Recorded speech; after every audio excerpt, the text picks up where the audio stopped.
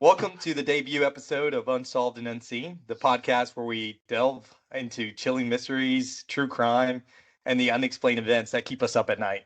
I'm Octavio, and joining me as always is my co-host Chris. How's it going? I'm Chris. We got a pretty cool episode today. I think something that has really been, I don't want to say overdone, but the Dyatlov Pass incident that happened, very mysterious. It kind of spawned a lot of different theories about what happened, and it wasn't actually, nothing was actually consensus until very recently. This happened a long time ago.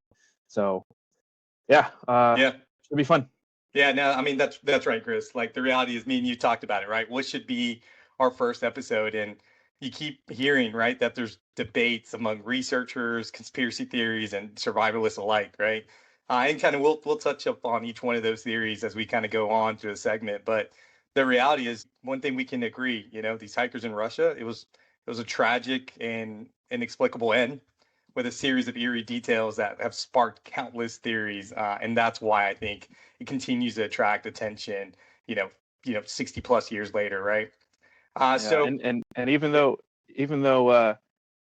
again there's an official consensus, there's still a lot of people that they don't necessarily like it. I don't know, maybe it's more fun to continue to think about conspiracy theories, or maybe there's something there. I don't know, it's up to you to decide, really. yeah, no, agree. That said, I think it's time to set the stage, right? So here's the scene, right? It's February 1959 in the remote Ural Mountains of the Soviet Union, in an area the local Mansi people, honestly called the Mountain of the Dead.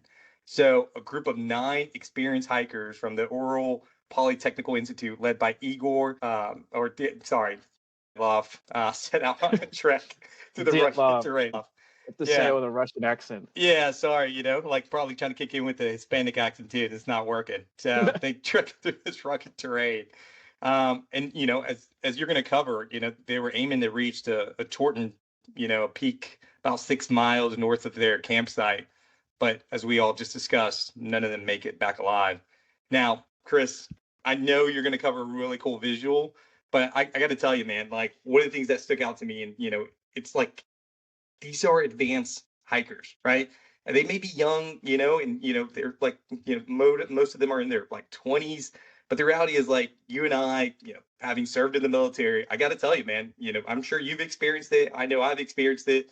But when you go with advanced hikers, you got to tell you, they go toe to toe with those people who've ever done land navigation or advanced land nav, even SEER school, right? Survival, evacuation, resistant escape training. Now, again, most of that is really the survive and evade piece, but the reality is that search and rescue operations. I mean, just recently, I think I was telling you this, man, before we got on. I was in Western North Carolina for Hurricane Helene, and I'll tell you, the only people that can go toe to toe with all the military group, members that were out there doing search and rescue operations were these advanced hikers. If they weren't advanced hikers, man, like we kind of put them in their own little party closer to the safe zones, or really the where we're setting up base of operations, right? They weren't going out with us. So I got to tell you, Yeah. really have that in mind as we kind of go through that, and you give us that visual. Yeah, that's an important discussion point, because it kind of lends to and takes away from some of the conspiracy theories that we're going to talk about. A lot of experts that were doing investigations on this are kind of like, yeah, no, it's experienced guys wouldn't do this, or like, yeah, an experienced person would do this, or again, it kind of was a part of the investigation. Even though Igor was 23, right, and all of his Mhm. buddies were like roughly the same age, with the exception of one guy who was actually a very experienced. In fact, I'm not sure why he wasn't the leader of the group. It seems like he would be. But either way, they're all like college students from this Polytechnic Institute that's pretty close by. In the Soviet Union, they have different certification levels, 1, 2, and 3, right? And it's like snow trekking or whatever. I don't know. I guess it's pretty important in Russia. If you live in Yeah. Russia, snow trekking is going to be the thing that you want to do. Not Yeah. not badminton or table tennis or anything. Yeah. It's definitely snow trekking. It's how you stay alive. But anyways, so all these people, all these 9 folks were, well, all 10 of them. That one of them dropped out a little bit later. Thank God. He died at 73, by the way. So they're all level 2 certified, and in order to get to level 3, you have to do some crazy trek, like Yeah. the trek that these 9 folks were doing. You have to do a crazy trek. It's like over or pretty close to 200 miles, right, in the wilderness, Yeah. unsupported. Yeah. And at the end of this particular trek, right, Igor Dyatlov and his friends and the people that came on the trip with him are supposed to, put in for their level 3 certification. And he's supposed to be that be leader, right? awarded it. Yeah, exactly. Yep. So this was kind of their harbinger event or crucible event, so they can now be actual experts in the field of snow trekking. Or that's not the exact term, snow trekking, but that's what they were doing. But so they're very experienced. Yeah. So can you kind of show that journey? I know you were telling me there was like a really good website, which please give the shout out, because I think that that person did a phenomenal job. Yep, for sure. So if you guys are following along visually, I'm going to share a map. So dyatlovpass.com. By the way, guys, if anybody wants any extra information, dyatlovpass.com is the repository on the internet. I mean, they have an insane amount of stuff. So you can go through just about every detail. I don't know where they got all their information. I guess it's all open source. I guess it's a pretty high profile case, so it would be. But anyways, this is sort of this is just a Google Maps, right? So whoever this person was at dyatlovpass.com, they took the time out of their own busy schedules to create this from a Google Maps. But anyways, if you guys can see, this is about as close to the middle of nowhere as you can possibly get, right? Not saying that Russia's nowhere, but the specific location that they were trying to trek is in the middle of nowhere. I mean, it's the wilderness. Like I said, I couldn't find exactly how far. I don't know, Octavio, if you saw anything about the total distance of the intended journey. It looks to be about, I don't know, around 100 miles roughly, but I'm not super sure. Yeah, it was tough. I mean, one thing it is, like, it's extremely detailed. This is like roughly their starting point, right? Vishay. So they do their travel to Vishay from whatever college they're coming from. And you can see it's mostly like a northern to northwestern trek to get to this last star on top here, which is Torten 1182, delineated by these 2 giant rock stacks. So that's fun. So I guess when you get there. They never got there. Yeah. As we know, their deviation point happened pretty close to here, right? So you can see in purple their intended route, and this is right at the mouth of the Dyatlov Pass, or whatever pass that they're going through. I think they renamed it Dyatlov Pass a little bit later, obviously in honor of these people. But their initial route was almost straight north. Due to weather conditions, blizzard, I mean, I can imagine, winds through a pass like this, I don't even 50, probably hurricane type winds, especially in the midst of a blizzard. But I think that's key though there, right, Chris? Like we mentioned, like, one of the things they talked about, it was immediately a strange choice, right? That deviation, because, and I had to look this up because, people kept saying it over and over. I even reached out to a couple buddies who are advanced hikers, and was like, yeah, man, like, people know a leeward slope is not, like, if you're trying to train for that, got it, or you're trying to, really try to pitch a tent on a slope, I got it. That's definitely a thing, that, like, advanced hikers attempt to do. But, again, and just for those who aren't tracking, because I know I didn't, it's the side of a mountain or other terrain that kind of faces away from the wind or is downward. Again, that's most people who kind of look at this story. It's like, okay, why didn't they backtrack a little bit for a safer spot? Right? If in the event there was some serious weather conditions and stuff, I got it. Maybe it was a check the box complete, that they were on the side of a slope. They wanted to, avoid the elements. Time would tell, maybe that's not something they actually thought, at the time, get back to a safer spot. Yeah, that was a note that came out of some of the investigations that I read. Some of the investigators and some experts that were consulted for this particular investigation, I'll note both in the 50s or 60s, or what was the date? It was February 1959, right? And it's funny. 59. And we were talking about this, right? This is pre all the technology, but But, again, another thing that every hiker said, right? It was like, hey, man, just like in the military, I'm sure you guys have a packing list of everything you're going to take out there, and the website covers it, right? Every single detail that, each hiker had, what they had on them. But they've also relayed back, and like you said, authorities were confused because, hey, here's our full itinerary. Here's what we're going to get after. Here's no crap when we're going to make dinner, what we're even going to do for the next day, et cetera, et cetera. So, like, it was kind of conflicting immediately when they saw, okay, wait a minute. They were supposed to make contact with the club around February 12th, but no word came, right? So people like Right. started to feel concerned, like, okay, hang on, dude, it's February 20th. This is way past that timeline. I know you guys said, if you really enjoyed the weather, and y'all wanted to, kick into high gear and, really loved what y'all were doing out there, y'all would stay a little bit longer, but it's starting to get a little bit, worrisome, right? So unfortunately, Yeah. they did a search, right? February Yeah. So 26th, days later. Yeah. that is a kind of important. So this incident happened in the evening between the February 1st and February 2nd. They Yeah. weren't supposed to be finished with their trek until the 12th. And Right. that's when Igor Dyatlov was supposed to send a telegram back to Their club, right? Yeah. their club, right, saying like, hey, we made it, right? And then it wasn't until the 26th that they actually started their search and rescue efforts. But Yeah. I want to move back just a little bit, backtrack to the point where they deviated from their track, right? So they deviated from their northward track, they deviated west, right? And then they finally realized, right, they've gone like 1.5 kilometers off course. Dyatlov kind of made an executive decision, maybe not the right one, probably actually definitely not the right one. Made the executive decision to set up camp.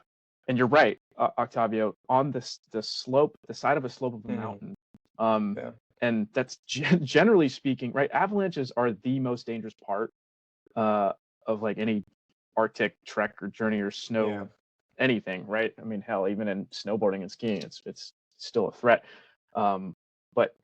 But I think what he wanted to do, and this is just kind of a little bit speculation, kind of going back and reading through some of their diaries, and everything had been pretty hunky dory up until this point, right? They're a couple days into their journey. As you can see, I mean, they almost made it. Like if you look at the actual map itself, like they almost made it, right? They've been walking for a couple days, maybe like a week or so.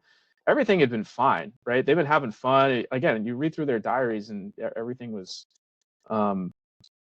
pretty fun, and everything was going according to plan until this particular night, right? Okay, the first obstacle that they really come across, maybe Dyatlov was getting a little bit big for his britches, because you're right, there were a few places around the area where they made camp that would have been way better and way safer, specifically this wood line here, right? I don't know if you guys can see, but not even 500 meters away from where they set up camp, there was a wood line. And that's like pretty common knowledge for anybody that's traveling in, Arctic or snow conditions, is that if there's trees around you, the likelihood of you getting killed by an avalanche is way lower. Yeah. But regardless, that's key though. So Chris, I got to cover that piece, man. I think you nailed something that we were talking about too.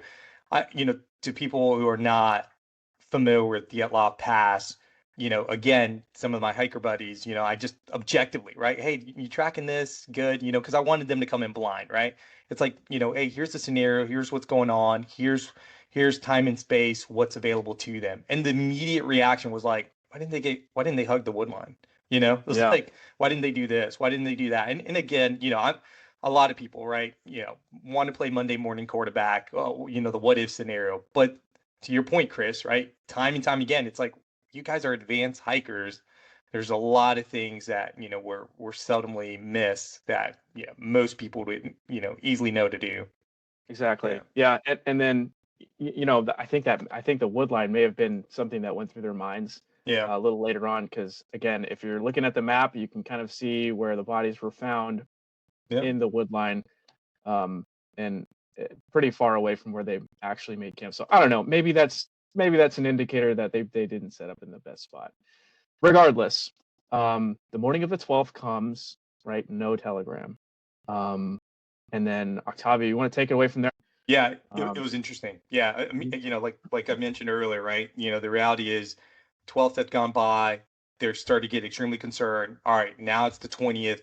Start coming up with a plan, start figuring out what they should do next. Unfortunately, again, they didn't start till the 26th. So that's 8 days in between there. But who knows, as you said, right? As the ME would come back on these classified documents. I mean, you're talking about weeks out there by the time they actually went out there and did a search and rescue. So it was completely too late.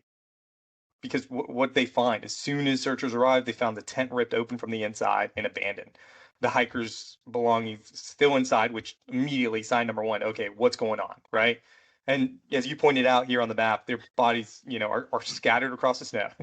Some are wearing little more than their undergarments, right? I mean, like literally, dude, just basic underwear, basic everything, which I know gets pretty descriptive on this website. So one of the things they found, looking at the campsite, again, you said cut open from the inside, but there's 9 sets of tracks. Yes, yeah. Most of them were in socks. Some of them were no socks, or just bare feet, and so I think 1 or 2 people had like 1 shoe on. Yeah. So that's pretty weird. That's like your first red flag right there, that either they left in a damn hurry or something really fishy and weird is going on. Yeah. Only thing that's getting me out with that kind of weather conditions, and I've definitely been in them. Whether it's, Eastern Europe, Germany, or Fort Dix, New Jersey. Some kind of animal has to be coming at me, or we're under attack. I mean, that's just the reality, man. Nothing's getting me to move that quick. You're gonna die in the next 30 seconds if exactly up and running. Yeah. Now that's funny though. I did want you to kind of mention this because I know you texted me and I'm telling you, I couldn't stop reading this website. I was looking up paradoxical undressing. Like, can you kind of elaborate on that? That's something that I was like, man, dude, I was like, are you describing me at Fort Dix? Yeah. Well, I don't know. It might not have been too paradoxical when you were undressing at Fort Dix, Octavio. I remember you. I never been in the army. Yeah, it been army time. Just regular army. This is me just being an army guy. Regular undressing. How much room is there under a whoopee? There's room for one more. Take those pants off.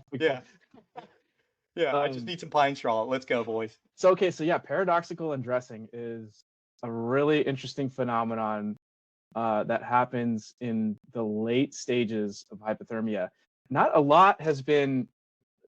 too much studies have been done about it until kind of recently. And in fact, I think the Dyatlov Pass incident probably kind of spurred a little bit of that studies. But paradoxical undressing, it's kind of self-explanatory, but somebody's in the late stages of hypothermia, and for whatever reason, and I'll get into that, there is a scientific reason. They kind of just found out within the last 10 years that for whatever reason, they think that they're actually really hot when they're not. They're very dangerously and fatally hypothermic. You feel hot, you start undressing, and 9 out of 10 times once you get to that area, unless there's other people around or you're in like a supported area, you're gonna die. You're gonna die. It's just, you take off your clothes in negative 30 degree, and that's pretty important too. They're in like negative 30 degree Fahrenheit temperatures in the Dyatlov Pass. Again, this is in the winter time. They specifically chose one of the toughest times to try to cross this terrain.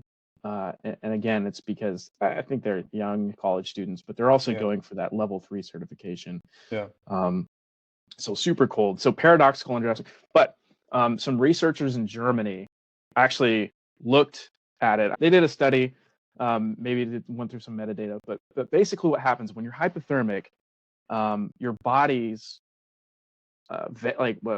blood vessels, arteries, veins, all that stuff, it constricts to your extremities so that you're retaining more blood and more heat and the core. So essentially your core is staying warm, your heart and your brain is staying warm. Well, if you're hypothermic for long enough, then the muscles that keep those arteries and veins and blood vessels, capillaries, all that stuff constricted, they tire out.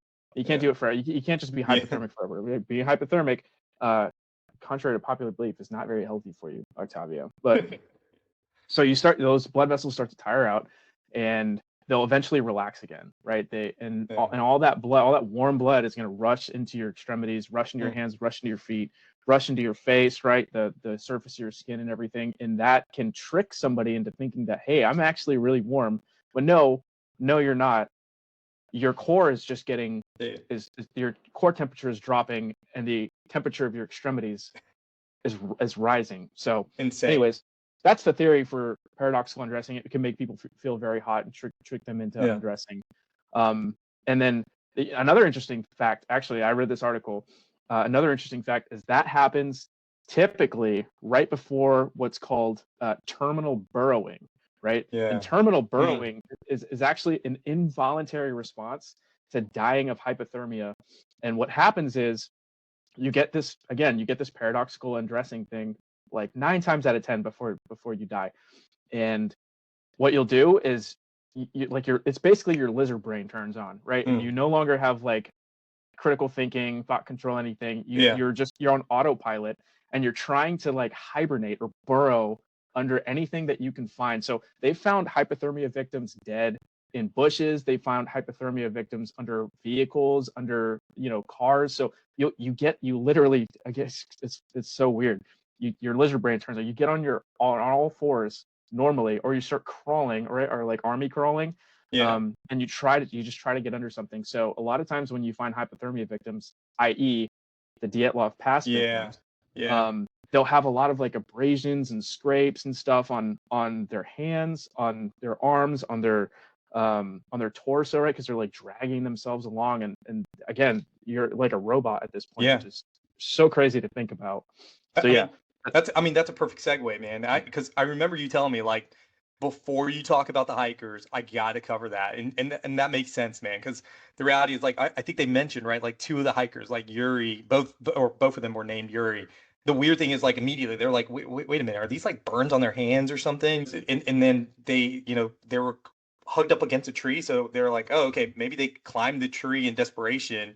And that probably kind of goes to what you're saying. It's like, I don't know if they were burning. I don't know if they were trying to figure out, like, ways to just like survive, or and it's just, again, it's not them, it's just like animal instinct, or lizard instinct, as you covered it, is kicking in. And then they showed, what was it, like months later, which, by the way, mind you, it really was like May of that year, they find the 4 others in the ravine. And those who are not familiar, it's a narrow gorge with like steep sides on both sides, right? And they, same thing, right? They had all these like brutal injuries, they crushed skulls, missing tongue. Dude, I don't know, man. That's one of the ones that I almost didn't want to cover, because it's like, dude, that's an anomaly in its own. And facial damage. But one thing that the ME, like, again, you say facial damage. One guy was missing his eyes. His eyes were gone. Yeah. And that's kind of what has like went into this, and the mystique of this whole thing is that tongue missing, eyes missing. This dude that had his eyes missing also had his eyebrows missing. His eyebrows were gone. There's 2 other folks that were found under a pine tree, right? They had burns on their hands. There were broken limbs above them, unexplainable, like as if they tried to climb up. And I don't know. Again, there's different theories. Maybe they were trying to find their camp. They got lost. They're trying to find other people. But they found burns on their hands.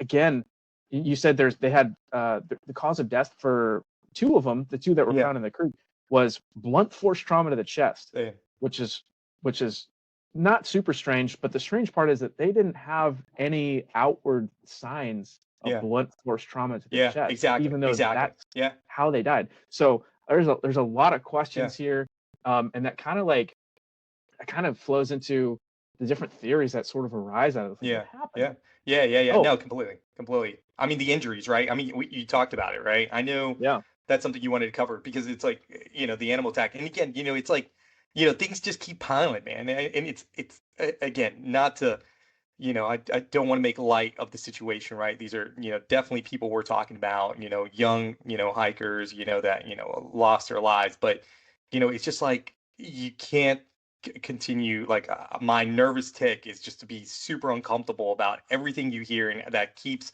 piling on all the things that from external trauma to the injuries to the unknowns about their equipment and their gear.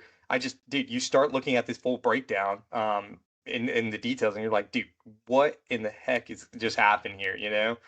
Which by the way, I think you talk about it, right? It's in here that they talk about a lot of their injuries. You can actually see what actually happened, or I guess what the ME put, in terms of injuries, if I'm not mistaken. Yeah. No, I mean, again, it's a great website. Um, but yeah, so the initial investigation discovered, uh, initially within the first week or two, they found 5 of the 9, Mm, right? And really, there weren't that many close together. So in between the campsite and the creek, right? And the creek yeah, is 2 months later where they found the remaining 4. yeah, In between the campsite and the creek, which is around 500 meters, 500, 750 meters, they found Zinayeta, Rustam Slobodin, which we got to circle back to Rustam Slobodin, by the way, and then Igor Dyatlov, the leader of the group. But they were spaced out too much, like a little bit too yeah, much. There was 50 to 100 meters in between each one of these people, and again, all 9 of them were found in various stages of clothing. So some of them had, like your full battle yeah, rattle yeah, for winter time, and some of them had, a tank top, uh, a sock, maybe a shoe, and then like a pair of sweats. So a lot of them, I mean, obviously a lot of them died of hypothermia, but yeah, the cause of death for several others, and I'll go through that list in just a little bit. The cause of death for several others were blunt force trauma. But yeah, Octavia, let's circle back to Rustam. What was weird about Rustam Slobodin?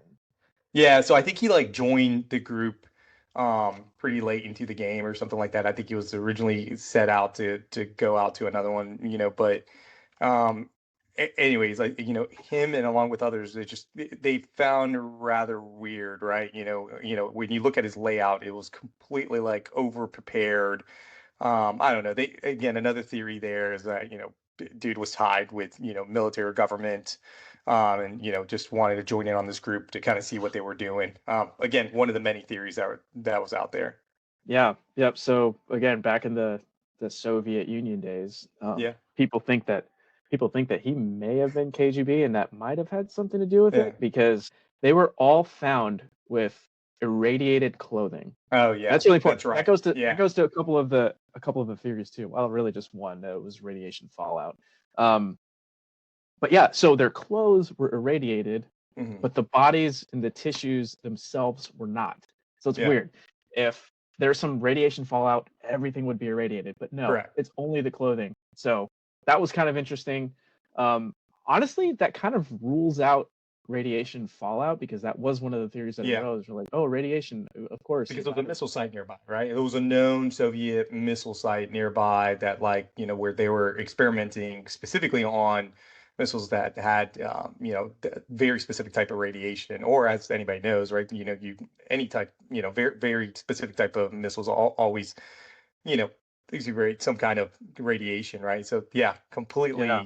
completely something to think about, right? Yeah. Yep, and there's Rustam Slobodin, this shady. I don't know Rustam. He might have been a nice guy, but this Kind shady of guy interesting.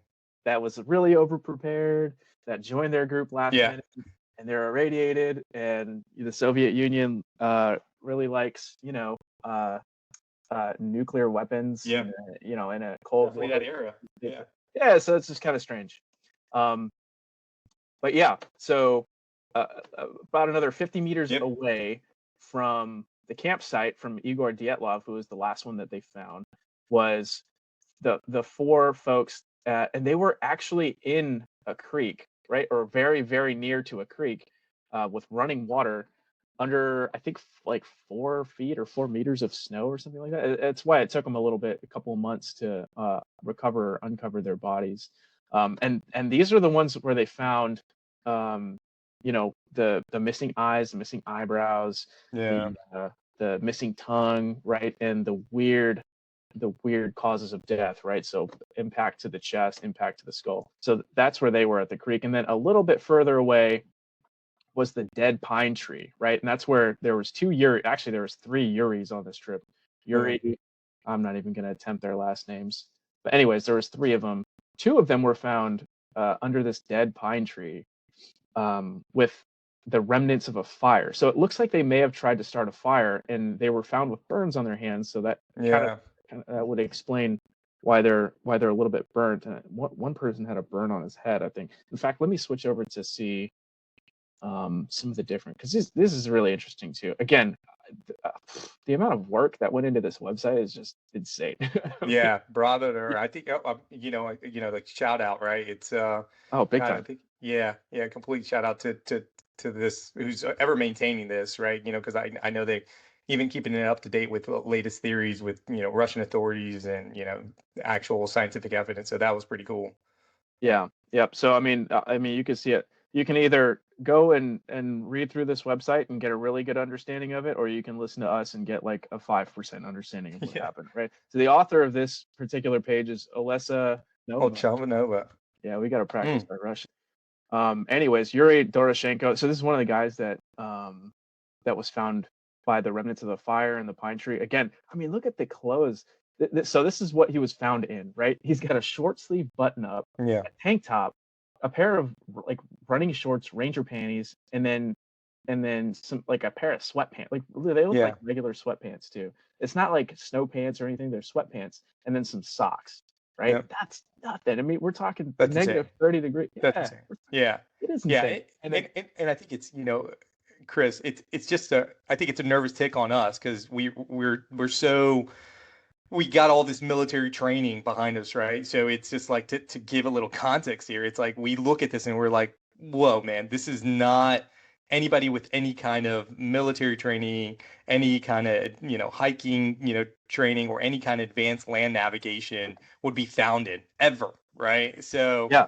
Oh yeah. Literally the term "you won't catch me dead in it" like would be the statement here, right? It's like they did, and how did they do that? Like how did we get to this conclusion where they're wearing bare minimum clothing, right? Yeah, exactly. By the way, this tequila is pretty good, man. I got to be honest with you. There's just a little hint of a spice. Yeah, it's great. But yeah, so let's look. I'm just gonna. We'll just quickly go through some of the. So yeah, he's got burned hair. He's got burns on his hands. He's all scratched up, right? Abrasions, blah blah blah. Hemorrhage, swelling. He's got some gray foam coming out of his mouth when they find him. Not sure what that is. Again, I'm not a doctor. Yeah. I don't know how how common that is for patients that had traumatic deaths and whatnot. But it's just, I don't know. Kind of it's a little strange. Gray is that like brain matter maybe, or I don't know. The other Yuri, again, burns on his hands, right? He's got bites on his skin, swelling around the eyes, internal hemorrhaging. Right, some abrasions and swelling and all that stuff, right? So I guess nothing super crazy here. Again, wasn't found in many clothes, so super weird. Igor Dyatlov, right, the 23-year-old leader of Trek here, he was found a little further away from the creek, right, closer to the camp. He had some pretty I guess regular injuries for the type of death that he probably had, right? So nothing super crazy here. Oh, dry crust. That just sounds gross. He had dry crust on his hands. Zinnieta, this is one of the ones that was found near the creek. And so this caught my eye. The back of the nose is slightly concave. Yeah. That was a note that they made in the autopsy. What caused that? Yeah, exactly. I don't even know what that means. The back of the nose? What is that? Yeah. Like, does that mean like inside your face? Inside completely broke in. Yeah, I mean, that's what it sounds like. Yeah. Completely interesting. Yeah, and then again, links to the autopsy report to go more detail, but completely interesting. Yeah. Yep.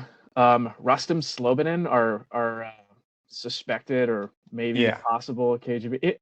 We don't know. We really don't know. Again, just theories. I don't want to speak bad about anybody. But the guy that joined a little bit late, right? And you can see he actually he was a lot more prepared, right? So he had what looks like a watch, couple pens, some money.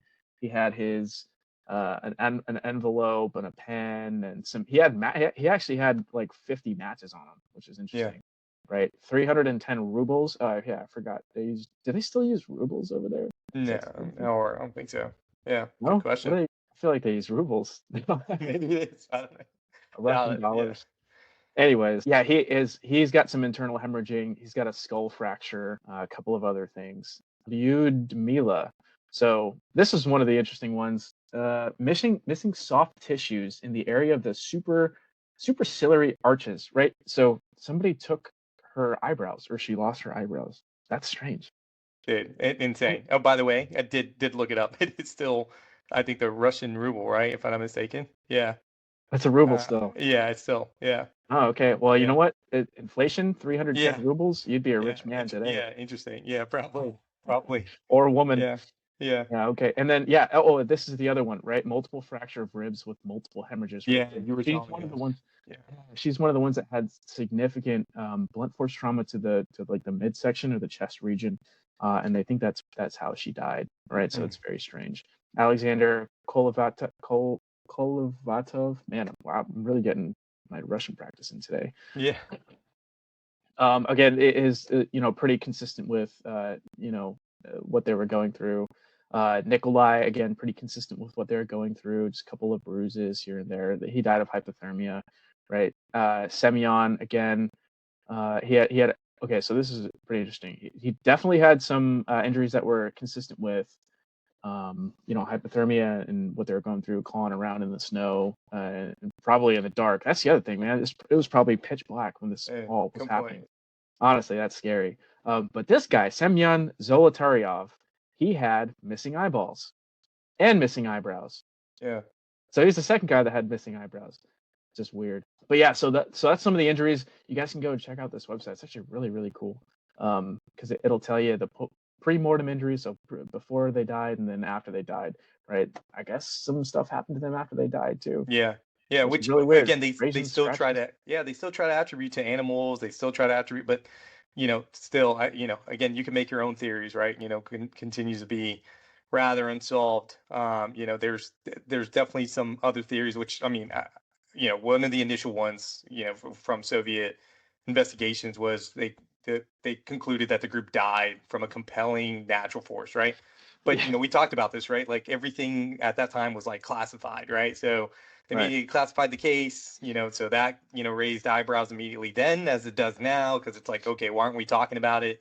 But then the other one is, as you kind of alluded to, was modern day scientists. And in fact, I think we talked about the Smithsonian. They cover it really good, and we'll drop that in our show notes.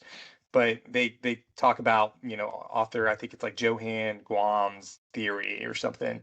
He's like the head of snow and avalanche simulation laboratory or something. I know I'm gonna. That's a hell of a job.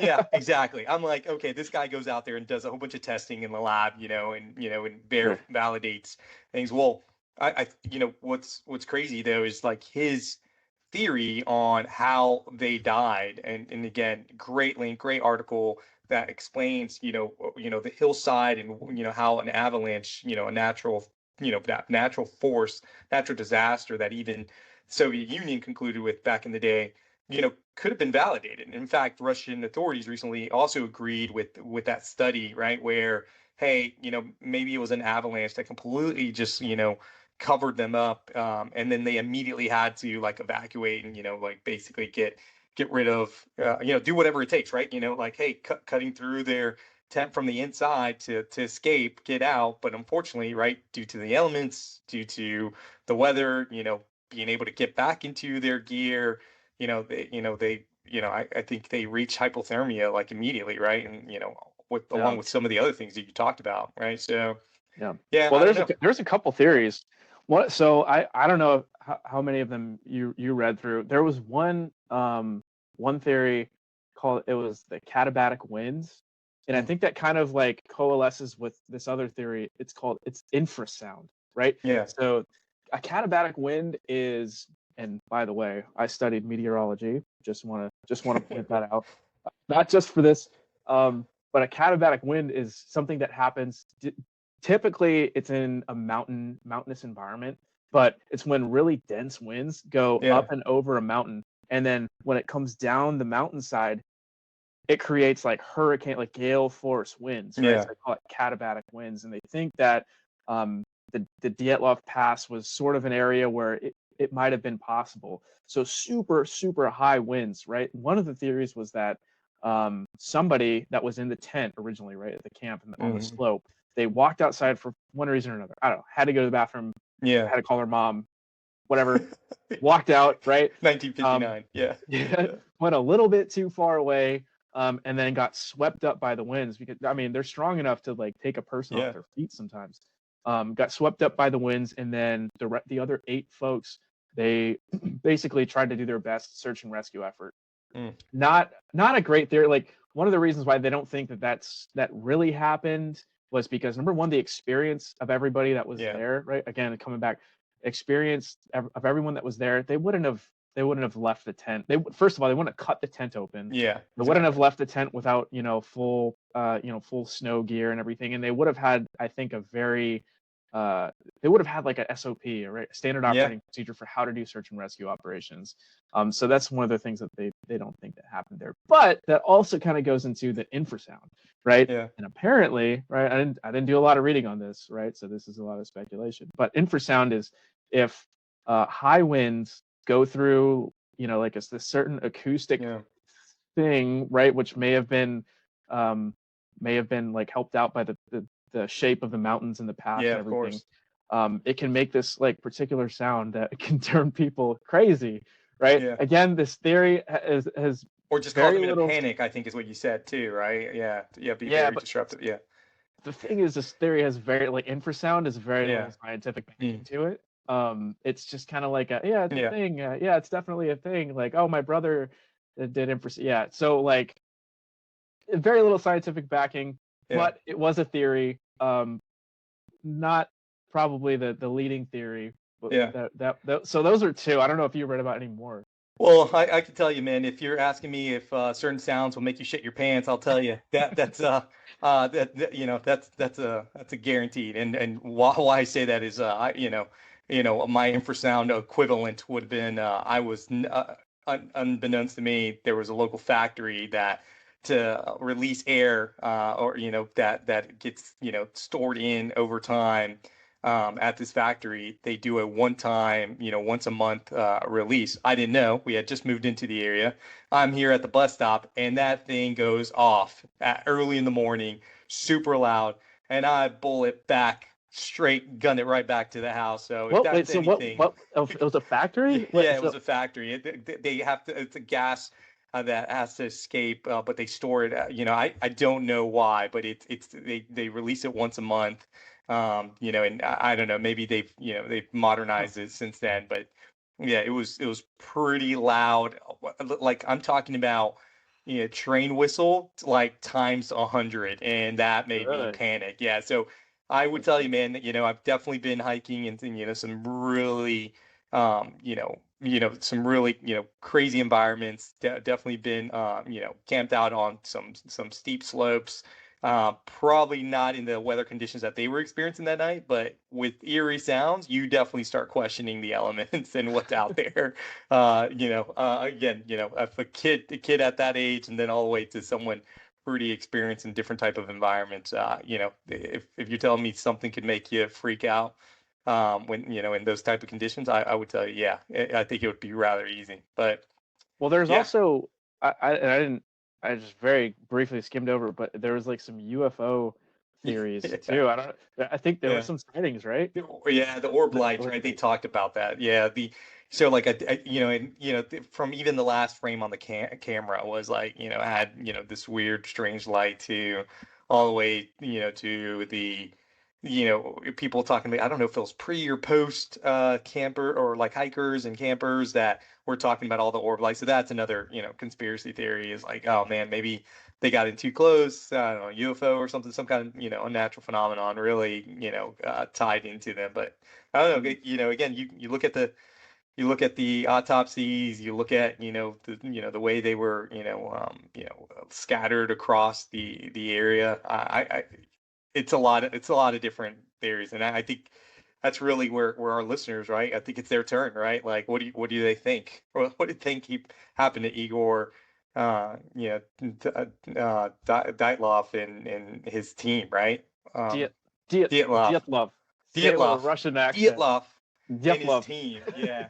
What is that? Was it a natural disaster? I don't know. Well, because that again, that's what I told you. Modern scientists, and Russian authorities really think, Igor Dyatlov and his team like died from natural disaster.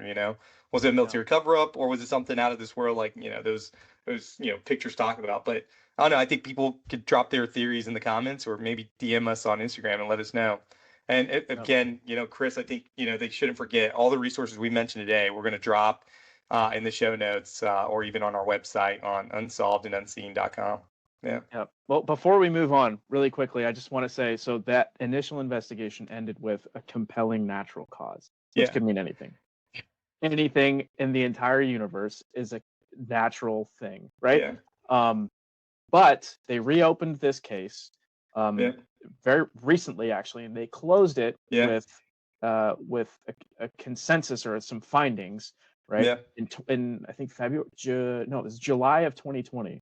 And the lead investigator basically said that the reason behind the demise of this hiking group was a slab avalanche. Yeah. And so a lot of people agree with it. A lot of people don't agree with it, because, some people don't think that the area that they camped out at was, it didn't have all the ingredients for a slab avalanche, which, by the way, a slab avalanche, if you guys don't know, is just your regular avalanche. Like, that's the official term for like your regular avalanche. I think there's one or two other, but 90% of avalanches that kill people are slab avalanches. It's where a lot of snow gets displaced and, set in one spot by high wind, and then when the wind kind of dies off, then it comes down. But typically you can hear an avalanche before it actually hits you. Yeah. So they think that's one of the reasons why they cut the tent open and they started running wild without the gear that they needed, because they heard this. They heard this avalanche coming, and they're like, "Oh shit! Oh, we got about 30 seconds to live, right? Remember? We got about 30 seconds to live." And so they went out, and unfortunately some died of hypothermia and whatnot. And then some of the other investigators say that the missing tongue, the missing eyes, some of the other abrasions that happened post-mortem are very consistent with scavenger animals. Of course. And so that is the ultimate conclusion that was arrived at in 2020. Some people still don't like it because of, hey, avalanche in this area, and I don't know, blah blah blah. Not super sure, but again, please drop your opinions in some of the comments. Let us know, DM us, whatever you got to do, and let us know. Awesome. Yep.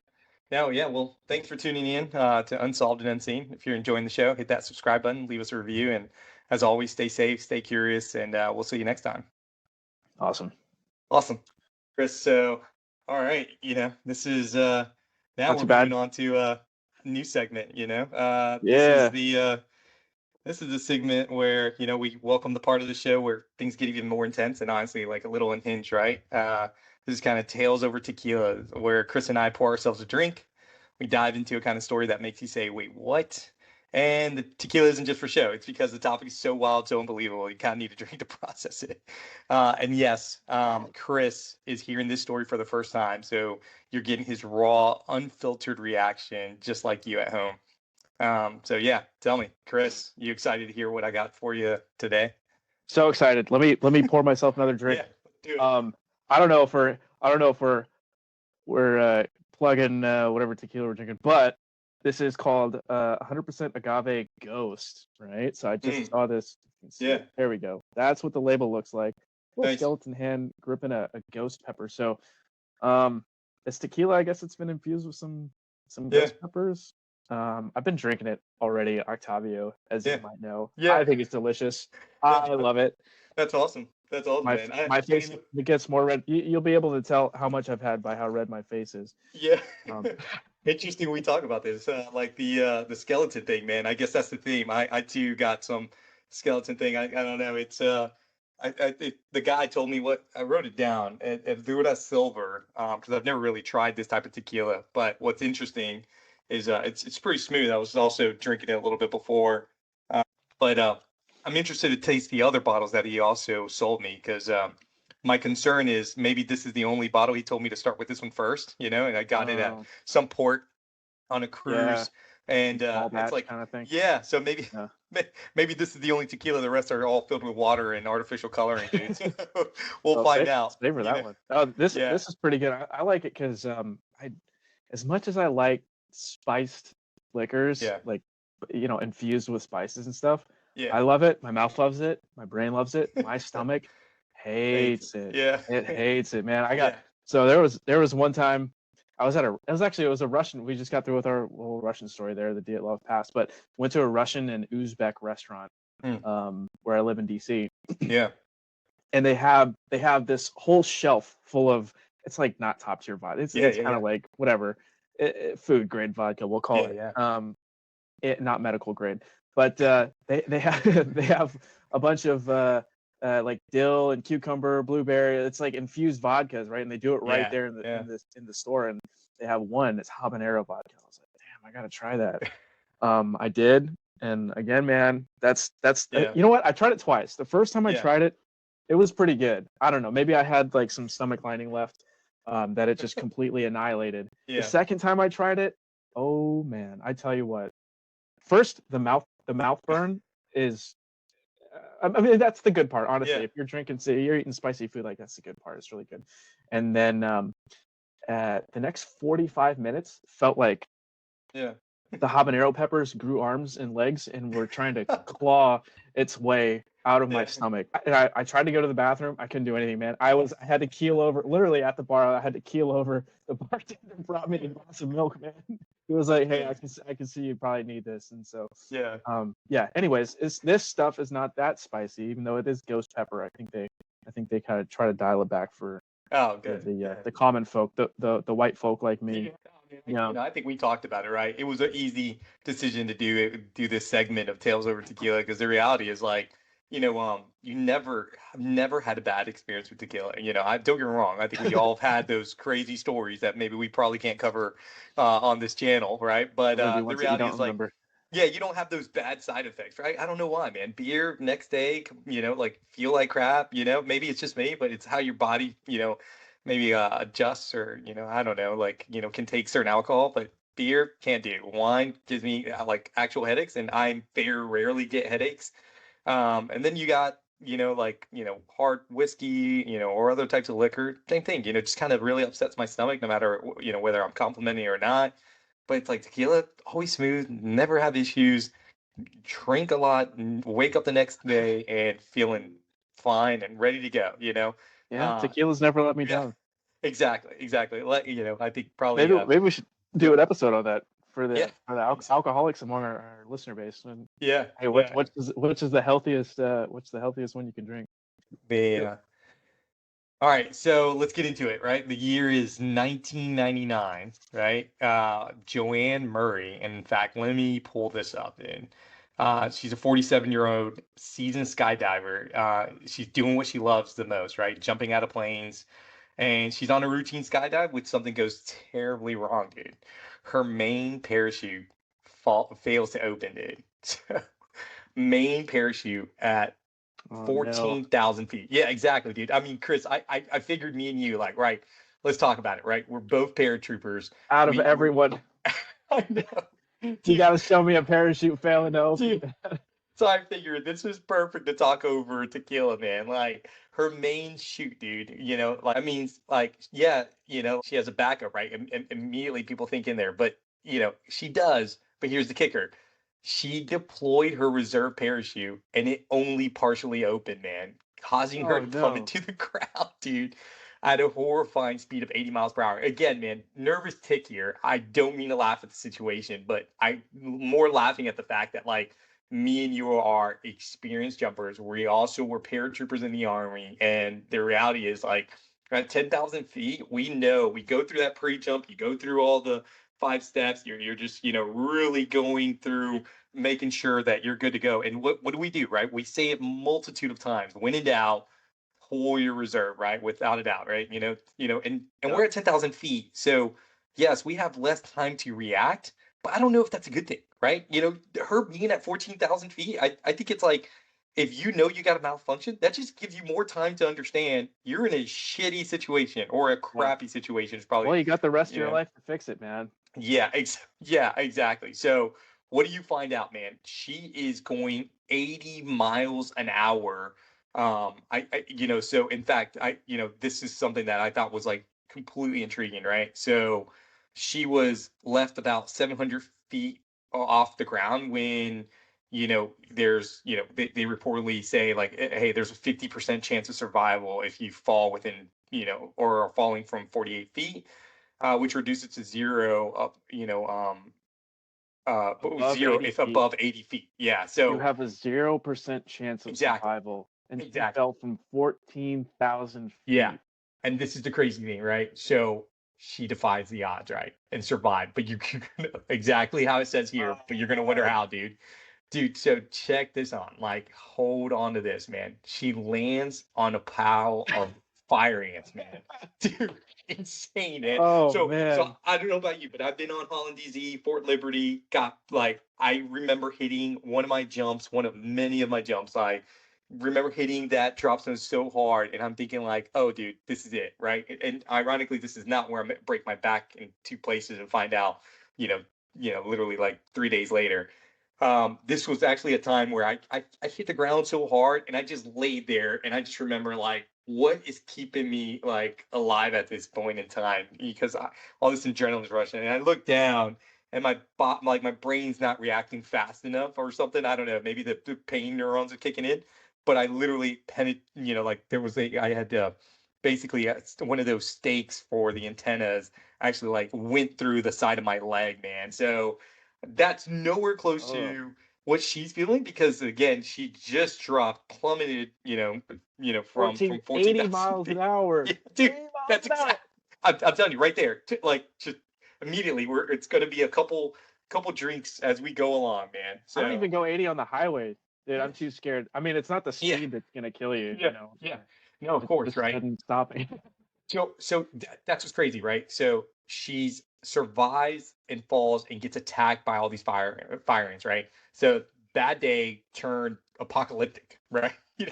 So, but again, that twist, because people are like, dude, what's going on with these mound of fire ants, right? So here's where like the kicker really kicks in, right? So the shock of the bites actually kept her adrenaline pumping, kind of like I was telling you about It my kept story her earlier. Like, alive. yeah, so Damn. so it prevent her body from like going into full shock and shutting down. So as you're reading through the article, it'll talk about how there's like, really, it runs internal bleeding, the works, but against all the odds, dude, she completely survived. And it's crazy because I'm a Carolinian from South Carolina, also, claim Texas because I've lived, a lot of my life in Texas. And she goes to South Carolina, and that's not how I want her to enjoy the South Carolina skies.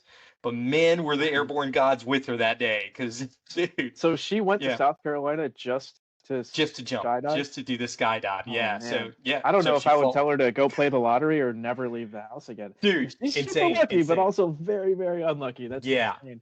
Let's see No, what her injuries, dude. Several yeah. Yeah, shattered bones. dude, broken bones, internal Shattered. bleeding, the works, man. You name it. Like, I mean, dude, 17 blood transfusions, 20 reconstructive surgery. Like, and again, to hear this out, man, Murray recovered in 2 years after execution, bravely took to the skies again. Dude, Oh man, that is a I'm paratrooper, asking man. for it. Somebody like glass off, man. Yeah, Like, honestly. just that is awesome, man. And so I gotta tell you, we talked about this, um it's like some kind of like cosmic joke with a happy ending, but seriously, think about the odds that we talked about from the beginning, man. All this, her parachute failing, hitting the ground in just the right way to survive, and then the ants playing this like bizarre life-saving role. I'm telling you, man, it's kind of crazy to believe, especially like with all she went through. Now sadly, there is like a little tail at the end, but not towards the skydiving incident, and like the miracle there Oh, and the fact that she went at Octavio, it. she I know. died.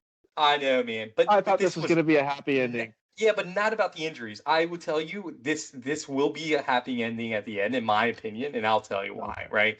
Because I not only did appreciate she survive, yeah, like you got to think, man, like she's definitely a hero in my opinion, and like really a role model because she did this skydiving, she survived, she went back at it, and like to me, that's just like, bro, 100% true true paratrooper type mentality, man. Just, right? People always mission, or mission first, people always kind of thing. And it's like, dude, she was all about that mission and, enjoying life to the fullest.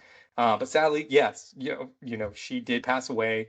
Because she, as you read here, she was battling cancer for the past 29 months. And as a family member says, or obituary reads, she was finally free of her pain. But I'll tell you, man, miracle story, something to share, something for people to always tune in and just be like, dude, if like Joanne can survive from 14,000 feet, and get back at it and just say, you know what, I'm skydiving back in 2 years, like hats off to her, man. Like that is living life to the fullest, in my opinion, man. So, Oh yeah, big props to her. I don't know that I would if I fell 14,000 feet and shattered bones and got bitten up by a bunch of. I don't know that I would be like, let's try it again. I'm telling you, Joanne and those fire ants, dude, they're owed a toast, man. So, who the heck did they had to do an event? Who packed her chute? Who was? I mean, I don't know. Yeah, we don't know the rigger. I think it might have been her, man. I mean, who knows? The reality is like, who knows? But good Lord, bravo, that's a 1 in a million. No, I'm telling you, man. So that's why, man. I think it's cheers to that, and to all you listening. Gotta remember, man. Like life's kind of full of stories you can't really explain. How things happen, but we'll the reality is like things like this, Chris. I think we'll continue to bring more, these type of stories next time. And but for now, let's here's take to a Joanne sip. Murray. Yeah, let's take a sip to Joanne Murray, man. Yeah, and check your parachutes and your ant mountains out there on the drop zone, man. So don't forget those jam. All right, you're a jump master, right? Yeah, man. That's what's up. Me awesome. too. Yeah, man. All right, that concludes Tales of Tequila, man. What'd you think? Crazy. That was good. I don't know what that was about. The fucking fire ants were that was insane.